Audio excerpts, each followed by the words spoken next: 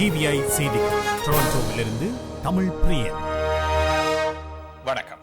இலங்கை தமிழ் மக்கள் கௌரவத்தோடும் சமமாகவும் வாழ உதவுவதற்கு கொழும்பை இந்தியா வலியுறுத்த வேண்டும் என்று மலேசிய பாராளுமன்ற உறுப்பினர்கள் இருவர் புதுடில்லியில் வைத்து வேண்டுகோள் விடுத்துள்ளனர்.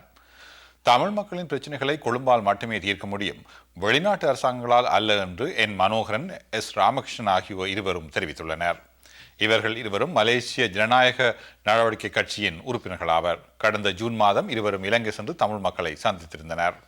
ராஜீவ்காந்தி கொலை வழக்கில் தண்டிக்கப்பட்டுள்ள பேரறிவாளன், முருகன் மற்றும் சாந்தன் ஆகியோர் தமக்கு விதிக்கப்பட்ட தூக்கு தண்டனையை ஆயுள் தண்டனையாக குறைக்க கோரி தாக்கல் செய்துள்ள மனுக்கள் மீதான விசாரணை ஒத்திவைக்கப்பட்டுள்ளது. அடுத்த வருடம் ஜனவரி மாதம் 31ஆம் தேதி விசாரணை மீண்டும் இடம்பெறும்.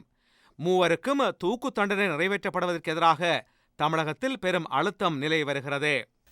ஈரான் மீது பிரிட்டன் விதித்துள்ள தடைகளுக்கு எதிர்ப்பு தெரிவிக்கும் ஆர்ப்பாட்டம் ஒன்றின் போது டெஹ்ரானில் உள்ள பிரிட்டிஷ் தூதரக வளாகத்தினுள் ஆர்ப்பாட்டக்காரர்கள் பிரவேசித்தனர். பிரிட்டிஷ் கொடி அகற்றப்பட்டு தீ வைக்கப்பட்டது. அதற்கு பதிலாக ஈரானிய கொடி ஏற்றப்பட்டது.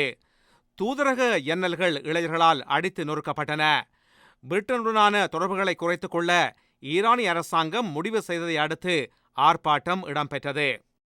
விரிவான செய்திகள் டிவிஐயின் இன்றைய செய்தி அறிக்கையில் இடம்பெறும்.